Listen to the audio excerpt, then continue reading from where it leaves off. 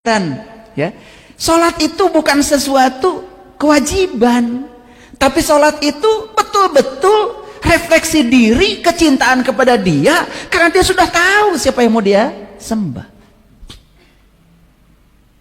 Oleh Nabi Muhammad mengatakan, makrifat adalah modalku, akal pikiran adalah sumber agamaku, rindu adalah kendaraanku, jihad adalah perangaiku, sabar adalah kawan dekatku, dan sholat adalah hiburanku.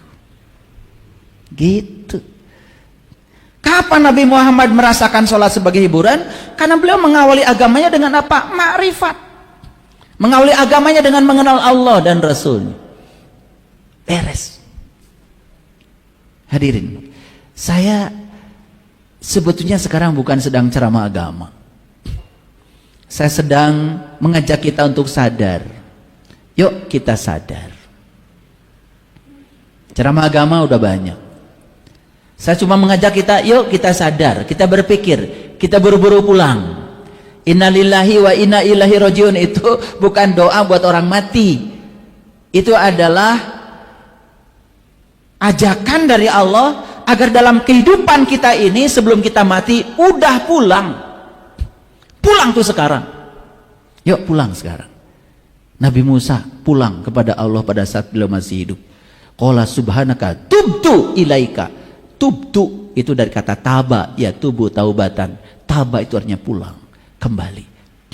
Dia kembali kepada Allah pada saat beliau masih hidup. Yuk pulang itu sekarang. Gak usah nunggu nanti. Ya, sekarang. Alam taro kaifa fa'ala rabbuka bi ashabil fil. Alam yaj'al kaidahum fi tadlil. Wa arsala alaihim toiron ababil. Dan dia mengirimkan kepada mereka burung yang banyak jumlahnya. Toiron itu burung, ababil itu banyak. Seberapa banyak sih sekarang kita butuh burung untuk menghancurkan tentara gajah pimpinan Abroha di sini? Berapa banyak? Sebanyak gajahnya.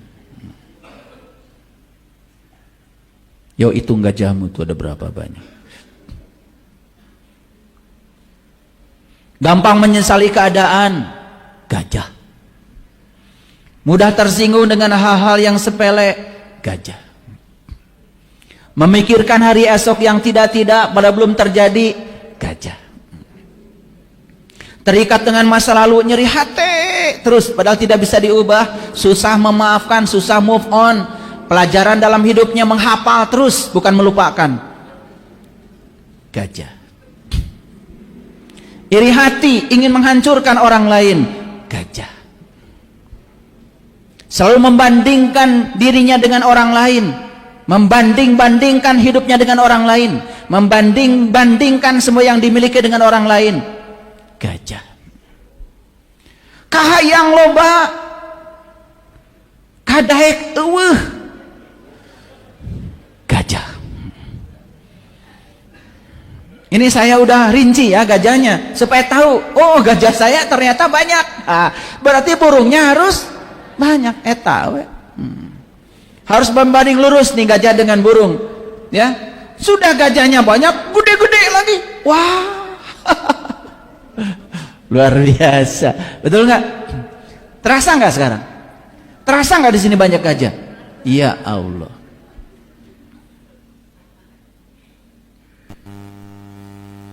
Wa arsala alaihim toiron. Toiron itu toir. Toir itu burung.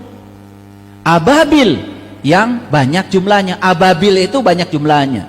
Jadi burung ababil artinya ya burung yang banyak jumlahnya. Artinya apa? Kesadaran kita harus terus dipupuk. Karena apa? Yang mau kita kalahkan gajahnya sebanyak itu. Coba lihat. Lihat ya. Gajah itu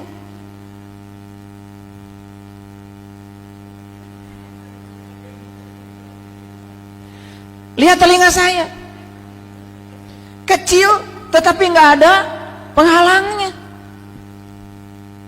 Kan yang mendengar itu bukan ininya, Yang mendengar tuh ini yang lubangnya.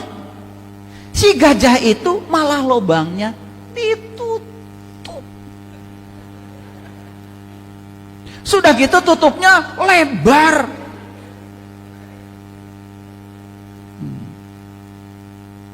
Dinasehatin nyerang gajah.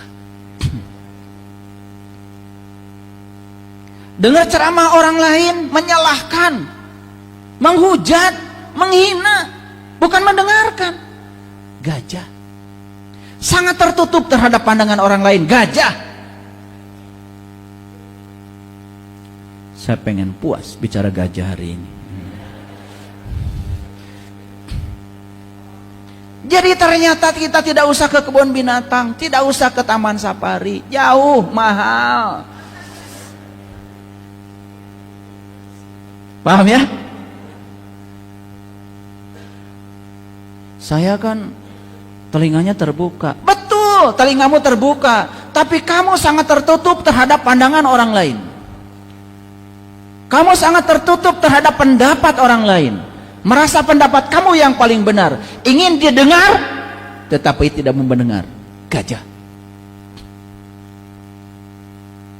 Saya khawatir gajah ini pergi ke tempat-tempat suci, ngasih pencerahan di mana-mana.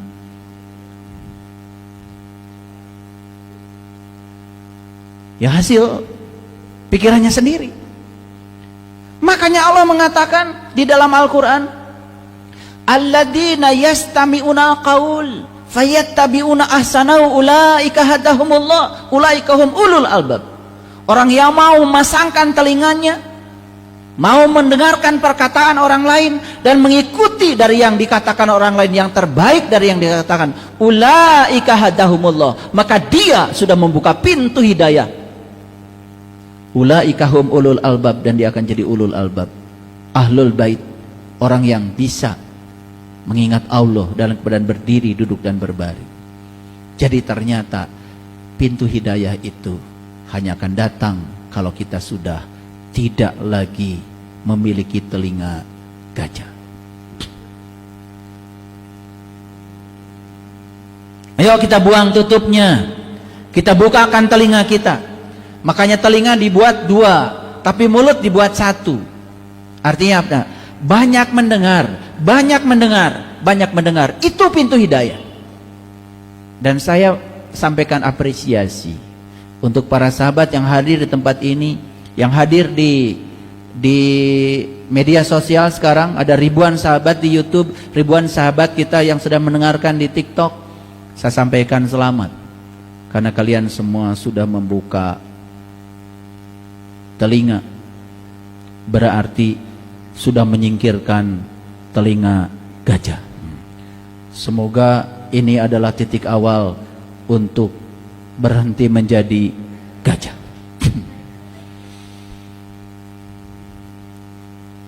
Tarmihim bihijaratin min sijil, yang melempari mereka dengan batu kerikil yang panas. Jadi si burung ababil ini ya melempari gajah-gajah itu dengan batu yang panas. Sijil, batu yang panas, kerikil yang panas. Ini bahasa ilustrasi. Artinya apa?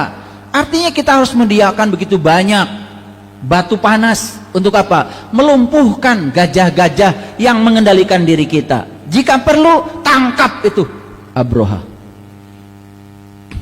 Udah tahu cara menangkapnya? Nanti saya kasih tahu. Sebentar lagi.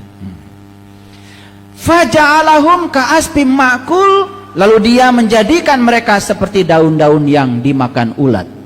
Biarlah gajah-gajah itu luluh lantah. Biarkan gajah-gajah itu tidak berdaya lagi.